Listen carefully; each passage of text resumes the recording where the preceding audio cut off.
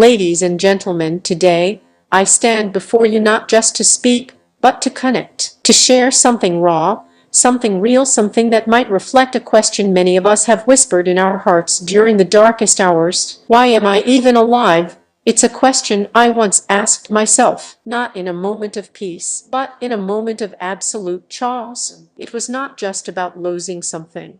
It was about being lost myself. It was about watching my dreams collapse, my world shatter, and everything I had ever known disappear right in front of me. I was 21 years old, young, energetic, full of dreams, chasing what I thought was love and a perfect life. Like many girls in our society, I was told that a woman's purpose is to marry young, serve her husband, have children, and live happily ever after. That's what I did. I married early, tried to be a good wife, and put my own ambitions in a box I never opened. But that box didn't stay closed for long, because life had other plans. One day, a car accident changed everything. The tires screeched, the metal crushed, and in those seconds of horror, I found myself lying in a hospital bed, paralyzed from the chest down. I was told I would never walk again.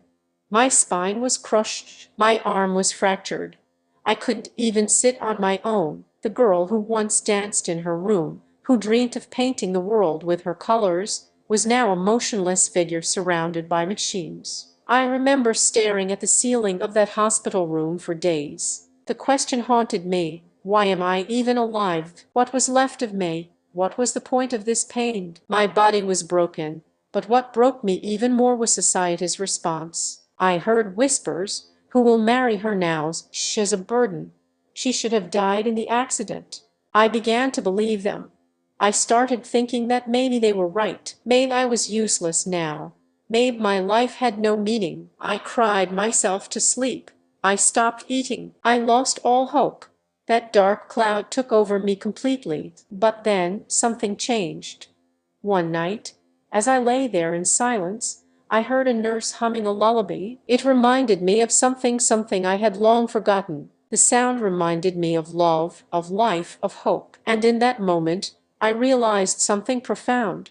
My body might be broken, but my soul wasn't. My dreams had been crushed, but my spirit was still alive. So I asked myself again, why am I even alive? But this time, I searched for a new answer. And you know what I found? I am alive because I have a purpose. I am alive because I still have a voice. I am alive because someone out there needs to hear my story. I am alive because pain is not the end, it is the beginning of transformation. I decided to live, not just exist, but truly live. I picked up a paintbrush, even though my hands were weak. I poured my emotions into colors. My first painting wasn't perfect, but it was mine. Every stroke was a scream of survival.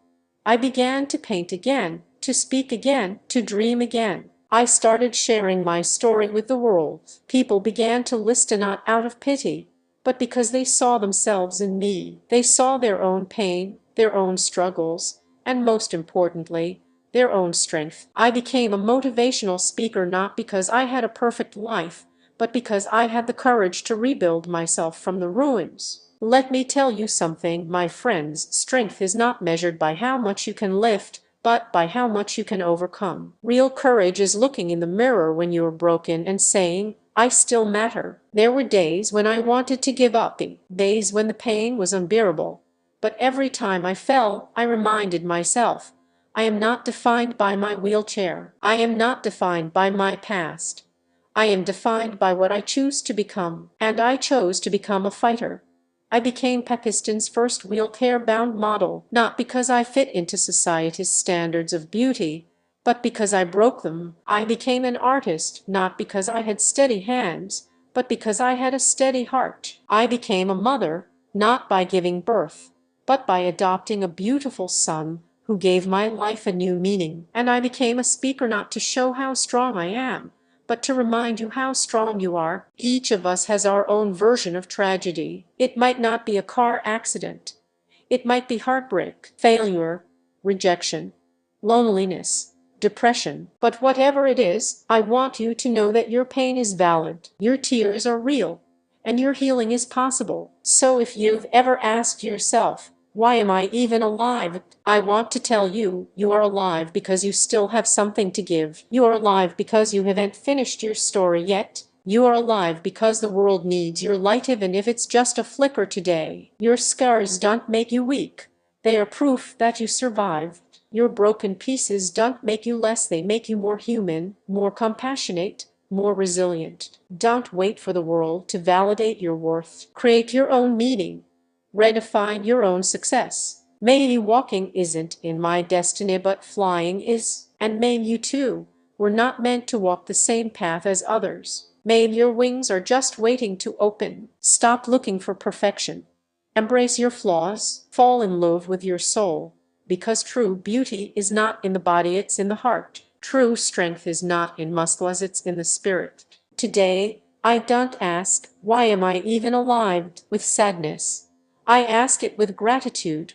I am alive so I can paint someone's world with hope. I am alive so I can remind a broken soul that healing is possible. I am alive so I can raise a son to be strong, kind, and brave. I am alive because this world needs stories not of perfection, but of courage. So the next time you find yourself drowning in pain, remember, your story is not over. Your life still matters. And you, my friend, are alive for a reason. Thank you.